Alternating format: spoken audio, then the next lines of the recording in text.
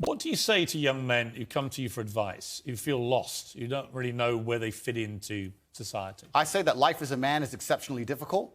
I say the most beautiful and the most terrifying thing about being a man is you're born without value. Society doesn't care about you. You're only going to be cared about based on how useful you are. You have the chance to build yourself up and become a superhero if you're prepared to do the hard work and be indefatigable enough to never quit.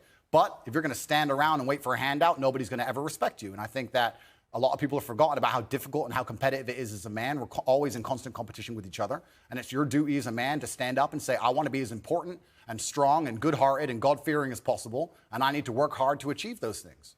Dame Sheila Hancock says we've become too over-emotional as a society, crying too much about everything. Has she got a point? She's completely right. And the dangerous thing about overly emotional men is that they're dangerous. They're genuinely dangerous. This is what's crazy. All these people who talk about toxic masculinity and how bad it is for men to be traditionally masculine. A traditionally masculine man does things he doesn't feel like doing because it is his duty to do them. He charges into the building because it is his duty. Not because he feels like it, because it is his duty. We're now teaching the new generation of men that they don't have duty and they can just act on their feelings and act how they feel, and they don't have to act as a man should. Do you know what happens when you get men who just act how they feel?